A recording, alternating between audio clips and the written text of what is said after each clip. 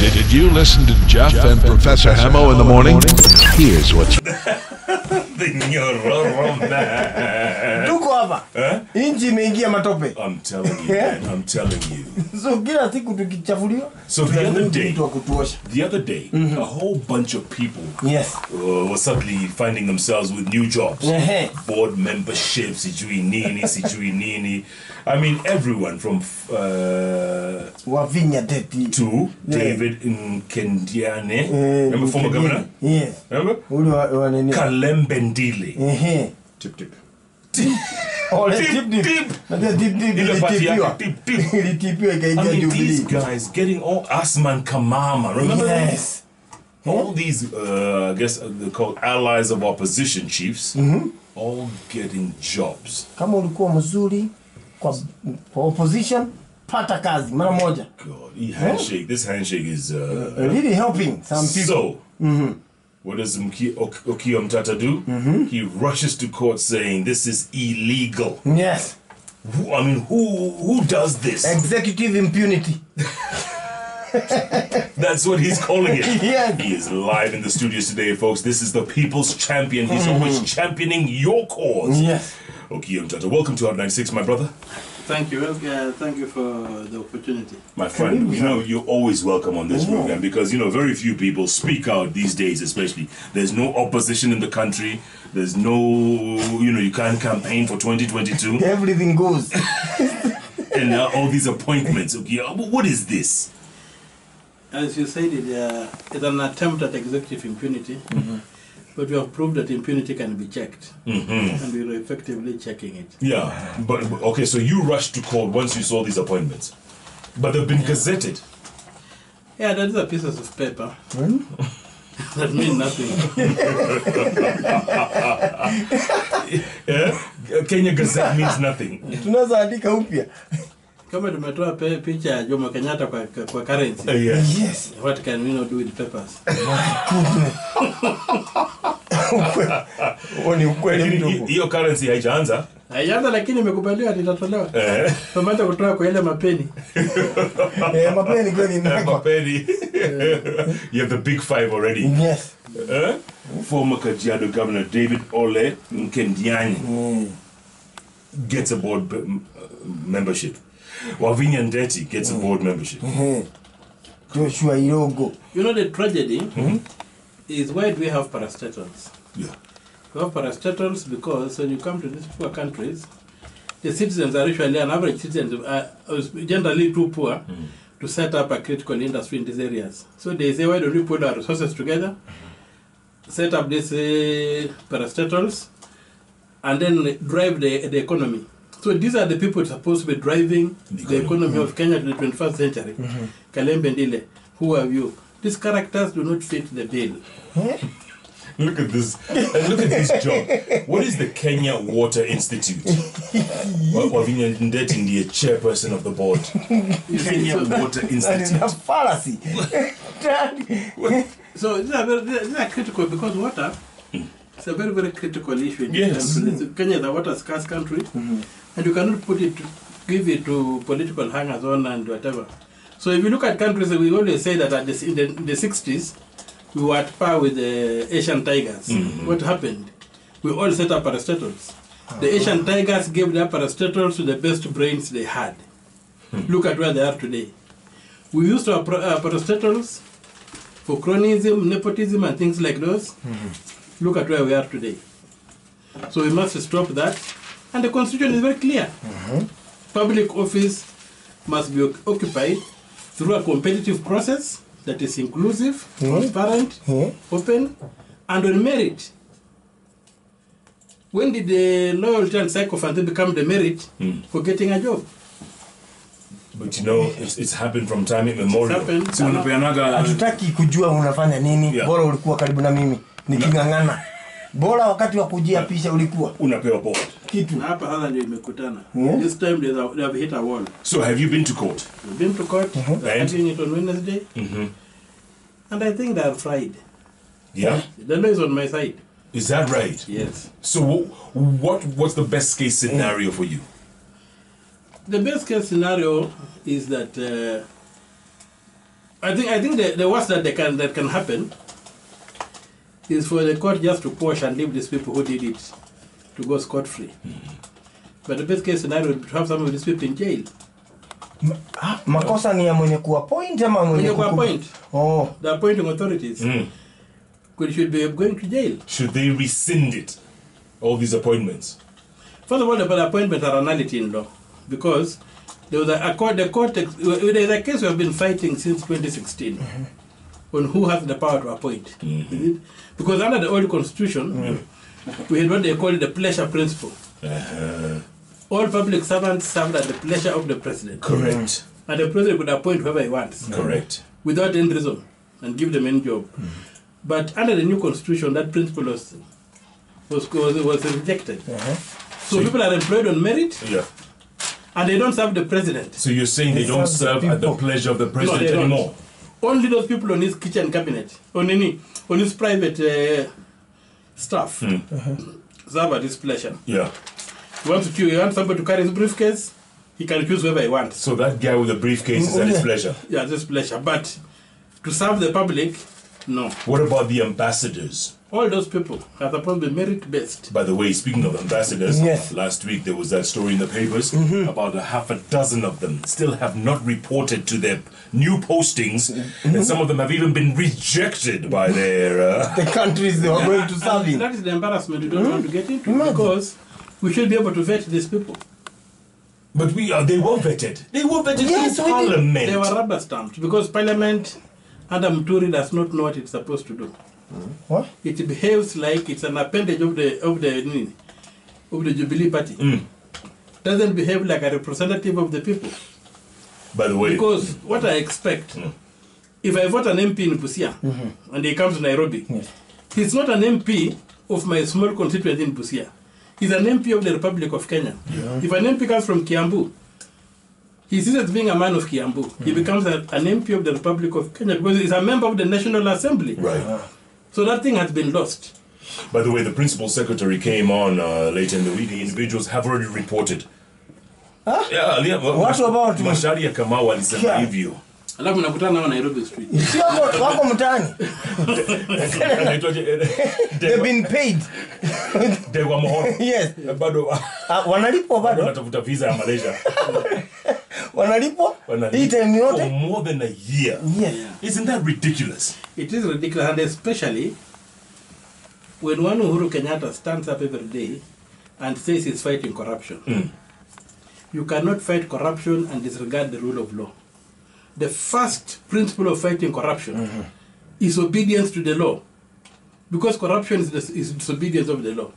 So when the president himself disobeys the law, he becomes the most corrupt person in the country because he has sworn to defend the constitution. None of us has taken that oath. Yeah. We are just obligated to obey the law. We have not sworn an oath to defend it. And when, so a man who has taken an oath to defend the constitution decides to break the law. He becomes the most corrupt character in the country. He becomes the purveyor of corruption and the beneficiary of corruption. So it is conceptually impossible for Uhuru Kenyatta to fight corruption when he doesn't observe the rule of law. And then when some of these ambassadorial appointments, they find them, they have court cases to answer to. I'm talking about people like Hassan Wario, former sports minister. Who did the Rio debacle. Wario in Rio. He couldn't even report into Vienna, or he sent his family to Vienna allegedly. Like in the air. I mean, who does that? Yeah, from the dock to the ambassadorial appointment. But even recently, look at the cabinet ministers. You have Dr. Fred Matiang'i being condemned by the courts over the Miguna issue, being personally fined. And summoned to answer to the committee. And instead of the president calling him and saying, I'm going to sack you, but I give you 10 minutes to announce your resignation, he is promoted to particular prime minister. To chief minister. Yes. So those kind of things tell us that impunity is alive and well, and therefore what we call corruption cannot be fought. This is a very good classic story ya ule mtu noisemaker anapatiwa kazi ya kuandika wengine. Sio ni handshake. Ni handshake. That's the beauty of it. It starts with the handshake. But Okiya, I mean this is, you paint such a bleak bleak situation. We are going nowhere with this. We are going nowhere because what we are doing is we want to what basically the political class is good at is sedating the population. We have been sedated. Yeah, sedators with tamasha. A lot of tamasha you get sedated. Yeah. So when we are sedated, then they do what they want. But then Yes. you cannot sedate economics. You can sedate politics. You can't sedate economics. Yeah. At the end of the day, figures have to add up. What's your production? What's your consumption? And it's not adding up. It's not adding up. And that's why the mess now it comes. Is the word sedate or is it hypnotize? Which one is it? Ama flooding tunajazwa na kitu mpaka tunaona ni normal. Ni sawa. Unajua gazeti unaweza change tu Ni sawa. dates. Yes. But the stories are the same. Change characters. Today's headline. Yes. The president has said you can't discuss 2022. Look at today's fresh plot to stop Ruto's 2022 bid. But there's no election in 2022. We are having election in 2021. Huh? Election in 2021. What do you mean? Read the constitution. On the second Tuesday of the 5th year. Yes. When is the 5th year? Since 2017, Yes. 2018, 2019, 2020, 2021, 2022. That's 5 years, not the 5th year. The 5th year begins in 2021. Right. It ends in 2022. Yes. When does the second Tuesday of August fall? In that 5th year that begins in 2021 to 2022. Correct. It falls on 10th of August 2021. Because the next year, it will be in the 6th year. By 3 days into the 6th year. So these guys who have taken loans for 5 years, we must have an election in 2021. No. Don't tell them. Have you gone to court for that? Yes. You've gone to court? Yes. Tutaleta kalenda, tuweke pale kotini, tuhesabu siku. No. Watu waende nyumbani. Watu waende nyumbani. Wale wana malons. You know, people believe that we have got an election cycle every 5 years. No. Yes. It's in the 5th year. In the 5th year. And the 5th year begins on the first day of that year. Who are these people who wrote this constitution? Ilikuwa kizungu gani? Because we put there a variable date. Yes. We put there a Tuesday, Right. second Tuesday of August. Yes. Which is a variable date. It's not a fixed date. It's a variable, correct. Yes. It could be the 8th, could be the 9th, could be the 12th, Yes. whatever, yes. If we had said every 10th of August, that would be a fixed date. Yeah. But every second Tuesday of August in the 5th year Yeah. can fall at the end of the 5th year or at the beginning of the 5th year. You're Ningumu. Because the year begins in August. Yes. So we had elections on the 7th. Correct. Isn't it? Yes. So every 7th, the new year begins. Every 7th, the new year begins. Yeah. So when you go to the 5th year, it will begin on 7th of August 2021. Okay, so you're saying there's no election in 22? No, it will be wrong. It will be a violation of the constitution to hold an election in 2022. Is there a referendum in 20? I think the political class wants a referendum For themselves? for themselves. And some of us are thinking about creating a parallel proposal so they don't have a monologue. All right. If it was up to you, what is the question you'd be asking in a referendum? The most important thing for me would be the Senate. Like scrap it? No, give it teeth. Oh. Why I would not? rather scrap the National Assembly and put all their work to the county assemblies and retain the Senate. Those 47 people to check the presidency. And scrap 290 constituencies? Yeah, so scrap those constituencies and empower the wards. Yani my MCA? Yeah. My MCA? Lakini wale Ndio wenye wako hapo wataenda kwa MMC huko chini. What about the governors? What about the counties? Would you want them reduced? Well, ideally the counties are too small for our purposes. I think a 3-tier system would have been better, whereby we would have the states, and within the states we have the counties, like they have in South Sudan. So that you have with the states. Yeah. A region like Central would be like a state, with those various counties now being the counties with the executive and what have you. But anyway, the whole thing is, more important than that, is that the problem is that we're unable to count elections at the national level. So we might just go back and learn how to count. and allowed the figures to speak for themselves. And that's why the Constitution, I think, when you read it, they required a digital system. Yeah. When they talk of they want an accurate election, they want a verifiable election, they want a simple election, you can't do that manually. No. But we have gone, because we want to keep on playing around, that's when the contestation for power becomes a do or die. You saw Brazil the other day when they had their elections. They were very polarized. A lot of demonstrations. Yeah. But when the results came out, everybody was quiet because it's digital. And if there's any complaint, open the server. Yes. Yeah. Was transparent. Yes. Open the server, everybody is what happened. Yeah. And they agree that was the verdict. But here, it's impossible to verify what happened. What about giving themselves positions, as in president, prime minister, deputy president, Deputy, watakuwa wawili. Yeah. Yes. Vice president. Vice president. But you see, the thing is this, what has the contestation of power been? The contestation of power has been about who becomes the chief warden. You know, we're basically Kenya is a prison. Ini committee. So some of us have been fighting to break the prison so that the people can go. But these people are saying the prison is good. Yes. What is bad is the roboto, the torn mattresses, whatever. So wewe mkinichagua mimi nitaua viroboto. Nitafanya hivi lakini mtakaa kwa jela. Jela ni kitu kizuri because jela ndio wewe pale unapata mulo. So wameelewana kwamba hii jela with the likes of Miguna beginning to show up. Hii jela itavunjwa. So the best thing, let us not make the fight for who becomes the chief warden a do or die. Open up. Let us have some chief wardens, some deputy vice chief wardens, trustees, trustees of the which come hizo kuja to bendera. Ndani ya kabiti. Lakini wenye wako jela wabaki jela. Na wale wako solitary. Sasa ndio wako vibaya. How do tunaita peasants? Oh yeah. So you mentioned Miguna moment ago. So the court granted him his citizenship back. They insisted that he be paid, what was it? 7 million? 7 million and change. From the salaries of the two. The two cabinet ministers. Correct. Yeah. Not from the state. Is Matiang'i one of them? Yes. The chief minister is one of them. Yes. This is Shakespearean here. This happened before apatiwe kazi kubwa. That was the qualification for kazi. Yeah, in fact, kana wewe ni sugu. Unatingiza nchi. Jela unatingiza. By the way, and nothing has been made to move towards that direction of giving him his passport back. Yeah.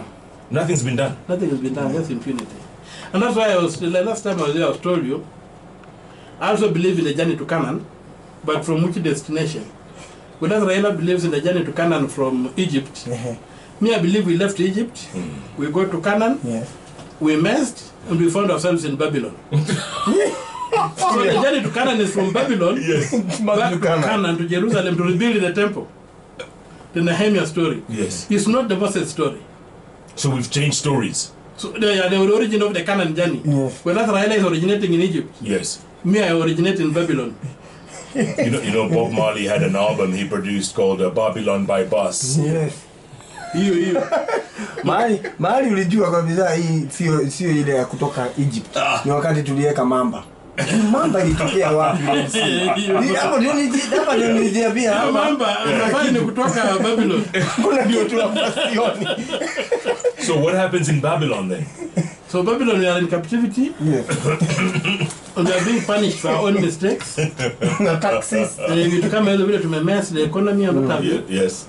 So the time for us now to realize that we have to go back to the basics and rebuild the temple in Jerusalem has come. And the leader we are looking for is not a Moses, is not a Joshua, but a Nehemiah. And what was Nehemiah like? Nehemiah was a restorative leader. Yeah. Do we have one? Do we have a Nehemiah here? They are there, but the Joshuas and Moses are not allowing him to come up. But they are there. They are there, and that's why we need to deal with this prison issue narrative and get rid of the game wardens. Yeah. And see that we get somebody who tells the people you are now free, but not free to walk away empty-handed. Free to be reconstituted. Go back and get what is rightfully yours. Get your birthrights back. Can anyone escape from this prison? Yes. You can escape from that prison, first of all, mentally, like half of us have done. Yes. We are living out of it mentally. Physically, we are still in it. Yes.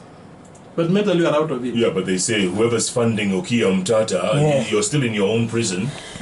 Well, I found myself through enterprise. What the hell does that mean? Who does that? Umeongea kama bilionea wote wa Kenya. Alipata tu bilionea. Enterprise. Alianza na makaa, alafu akakuwa bilionea. Unaanza nayo haifiki. What enterprise? Unauza nini? Hata siuzi. I want first of all, I'm a published writer. I've got 6 books. Yeah, come on. Books. Nobody reads. In here, in Kenya, but I'm read widely out there. Nimeenda nikapewa escort. Armed escort. Labda Djibouti. Waliona uko na nyororo. Wakaamua kuchunge because of self harm. Huyu anaweza jiumiza. He's a danger to himself. Okay, you have set books. So you are like the Chinua Achebe of Kenya. Of schools. Yes. I'm read. Yeah. People have forgotten about it. Because they think I just carried the nyororo. But even the nyororo is poetry. Yes. To be able to conceive that, you must have a brain. Correct. Yeah. Yes. It's not just muscle. No. I'm telling you. Unajua kuna siku moja tulipitisha hiyo nyororo kwa security ya AP. And up now they think we bribed those people who are there. Right. We used science. We packed our chain with the magnets. And we walked through those things. Nani vile wakaenda pale chui. Zikanyamaza zote. We jammed them. And that's when the day went to local Gary's office. How did we get up there with the chain? With the chain. Yeah. We packed it with magnets. And the sensors could not pick. We have brains. Beating the system. Yeah, beating the system. George Jalango says Okiya is an embodiment of bravery, saying it as it is. Bravo. If we had such minds, oh my hamo, must be serving it hot together with Cynthia and Katiba Clark. Kimutai Kori says, where does this man get the courage to do all this stuff? I mean, who does that? Who does that? Moses Kipngetich, Jeff Salimia Mwashimiwa Sana, loving the conversation with Omtatah, Akuna Matata. You know, this is crazy. Is there any hope? Okay, is there any hope? A lot of it. Huh? A lot of it. Despite what you see out there, despite the messiness and the noisiness.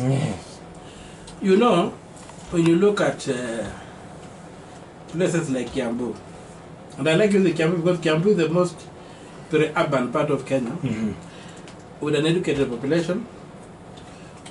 The level, if you look at the divide between the rich and the poor, it's the most extreme. And you look at this, you have gone through the phase of people being delinquents. When those people are sobering up and we are rehabilitating them to sober up, the next question will be, where are we? And who are we? And I'm seeing a lot of hope in the young people because all those drugs, things that they are using to sedate us, the stock, the pharmacies are getting empty. There's no more land to dish freely.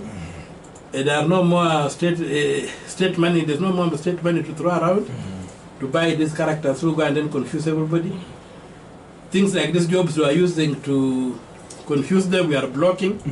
So very soon the country is going to sober up and say, who are we? What do we deserve? And a lot of this thing is going to go. And me, so I have a lot of hope that this country is set for a takeoff. Takeoff? Yeah. We've been on the runway for how long? I mean, kwani air traffic control, how much clearance. When are we going to take off? Everybody's been saying we're on the runway. Umetuonesha mishipi tufuge mara ngapi? Ukawacha. Unaturudisha. Lakini tuko kwa runway, we're going to take off. Ladies and gentlemen, we're about to take off. Pauleni. We have to go back to the gate. So the other thing we need to attack now are the professional bodies. Like, for instance? There's an Association of Engineers of Kenya. What do the engineers do now? They give certification to all this infrastructure that it collapses the next day. So we need to go back and begin following the people and say, this road was built yesterday. It collapsed after 1 year. Who certified it? We go for those engineers. The lawyers who draft some of these funny things, we go for them individually. The accountants who cook the books, we go for them individually. So politicians, we have checked them virtually. But you know what, Okiya? If there was a position for ombudsman, you know you'd be the guy. In fact, they should create a position. He is ombudsman. Hatuna. See, there was an office. Office kuna lakini nani hapo? Hakuna mtu. This is the ombudsman. Kweli yeye ni the guy jela. who checks everybody. Ni jela. Would you take it? It depends on yeah, I would take it was given. But the thing is that we need to really hold people accountable. And there's a very small clause in the Constitution. Is Article 226, Clause 5. It ties people to what they do when they're in public office. Whether you resign or you are still in office, you are accountable. Or whether you retired, rather. So to me, time has come, because if you look at the Old Testament, the way society was organized, now that we are talking about Musa and Joshua and what have you, you used to have the priest, you used to have the prince or the king, and you had the prophet. So the prophet would speak truth to both the priest and the king. So and now today, the prophet of today is the professionals. But they've abdicated their duties. Because if an engineer was to go and refuse to certify a road, that road will not be paid for. You see, these are the prophets. So our prophetic voice must be heard. So that society can stand. The three pillars. We are building very beautiful cathedrals. We are praising, worshiping and praising God and doing everything. We have very beautiful parliaments and what have you. But the professions are the biggest letdown this country has. In fact, in most of the scandals, the politician signs nowhere. It's the accountant, it's the lawyer, it's the engineer. It's the cartels. So we need to go after these people and chain them up. Let's chain them up. By the way, what do you think of Kalonzo Musyoka the other day saying that he would support term limits on the president being eradicated? Kalonzo has never represented anything other than court gesturing. He's a court jester. So but he's the leader of Wiper. He was the running mate in how many elections? I forgot. I think he wipes away. I mean, how does he say that? I support. That's how he does. So his most famous statement is kupita katikati. Yes. Yeah, that's how he does it. So he looks at he sits aside. Yeah. He looks at the winds as they are blowing. Then he knows how to move. Do you think he wonders why he didn't take the deal to shake hands before it was offered to his co-principal? I think he's really regretting it. He got trapped in what we call paralysis of analysis. He was very busy analyzing scenarios and he got paralyzed. The one guy came and didn't analyze it. Paralysis of analysis. We're talking live to Okiya Omtatah, the people's champion, in the room, in the house, in the studio. We're going to take a break, come back, and we'll take your questions. Lots of comments coming in. Everybody's praising them. Wayne Bryan says the conversation with Okiya Omtatah is just the best. Say hi to Okiya. He is a manifestation of sincerity, fearlessness, and heroics. Hey! Keep them coming, folks. At Koinangi Jeff. At Hamo Prof. At Hot_96 Kenya with the hashtag Jeff and Hamo on Hot. Yes. And Refaldo Khalifa. Jeff Salimia Mweshimiwa Sana. Loving the conversation with Omtatah. Oh my, they're loving you, man. There was a time that you were public enemy number one, but now you see how the moods changed. Do you notice how they changed? It's incredible. Kenyans are just huyu ni flavor. Ukiishi sahi na opinions. Unaweza haribu maisha yako. They love you now, they hate you dakika tano. Correct. That's Kenya for you. Let's go to the phone 0722 208820 0734 208820. Twende kazi.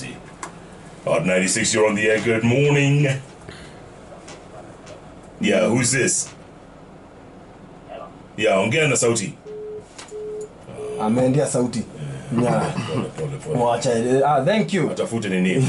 All in one monthly bundles. Ndio mwingine. Atakuwa sawa.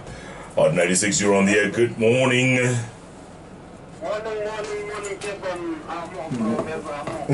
Morning, mambo. Tunaongea na nani ndugu? Mogoti, okay. Okay, salimia mheshimiwa. Mzuri ndugu yangu. Habari yako?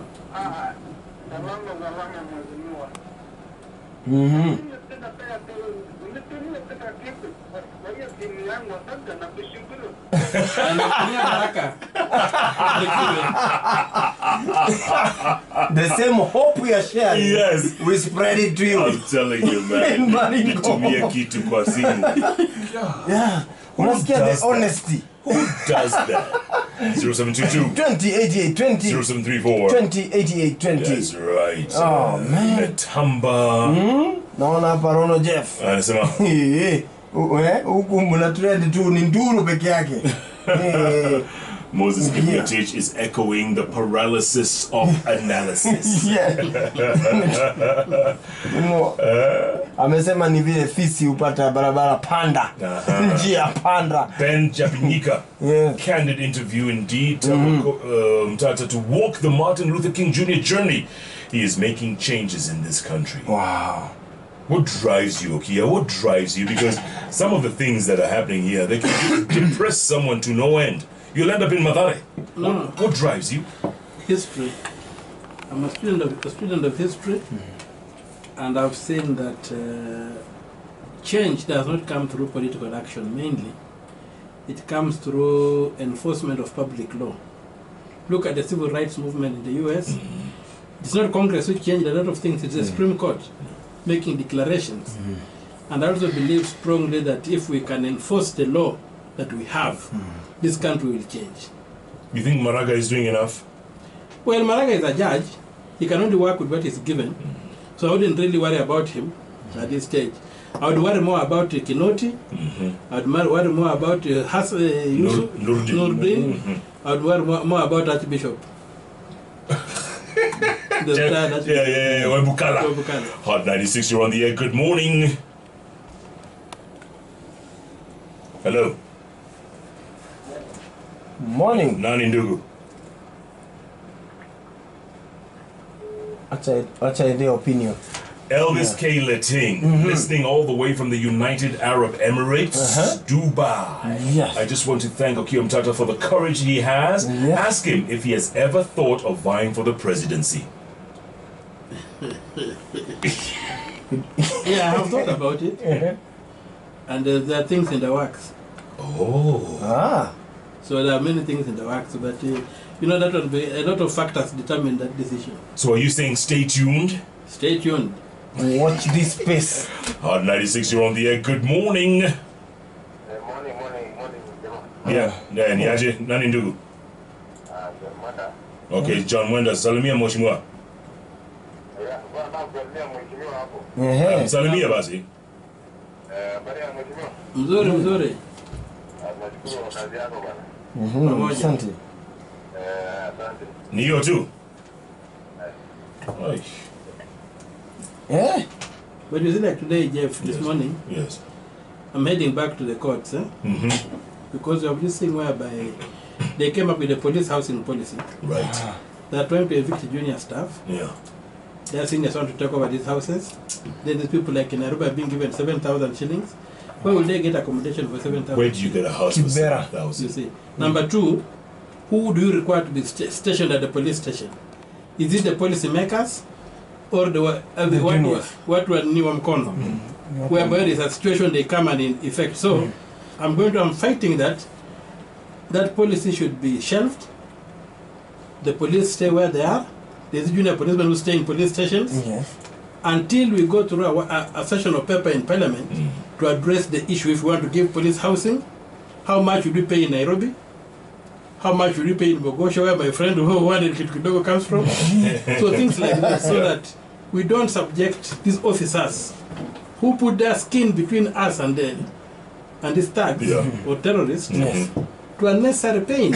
You know, they should start with a uniform. Tuanzie hapo. Yeah, the uniform, I think, bado napigania tender. So for the time being, we have got they haven't released it on mass. some reprieve because of the prison warden. I'm still fighting over the time. Who supplies the uniform to the prisoners? Correct. So we are all prisoners. We are prisoners. David Waiganjo says Omtatah is spot on. Spot on. But he also says you should engage the people you challenge, and you might save some resources that way. We do engage them. And a lot of things, I think, if you remember that there was that law that came up, election law section 41, which everybody was saying, oh no, we must amend, get section 41B to give us manual. I went before the parliament, the joint committee of Krahitu and Orengo, and I read for them the constitution, the sections on elections. Yes. And I gave them, I told them how these things are to be interpreted. And they both Jubilee and me bought it. They went and made a very beautiful law. But when it go to the cartels, they came up and said, no, this one is bribing us out of business. So we must go and rewind it and do whatever and what have you. So we do engage. You do engage, yeah? Yes. Kimutai Korea says, if we could have 5 Omtatahs in Kenya, we would have realized Vision 2030 a lot sooner. Good Lord. Look, moving forward, as we close this hour, okay, talk to Kenyans out there, moving forward. I know you mentioned there's a lot of hope. Here is some information. We are still in prison at the end of the day. We're in committee section 5. Yes. With cracked walls. The walls of the prison are cracked because they have cramped us in so much that the walls are breaking. And a prison break is certain to happen. Prison break? Yeah. It's certain to happen. There's a generation which will not live in prison. It has been born, not that it will be born. It has been born, it has matured, and I don't think they're going to take this nonsense. Okiya Omtatah, folks. He is the people's representative, the people's ombudsman. The man who talks about the paralysis of analysis. Oh, thank you so much for your time, my brother. Nashukuru sana. Usually, like when I went and put up the chair, I locked up the police headquarters. If I had engaged in a lot of analysis, I would never have done it. I would have been paralyzed. By the way, do you still have the chain? No, the chain is with the police. I'm fighting to get, we are in court with them still. Haya, ilienda. Iko now. I know that is how I catch it. They carry it to court every other day.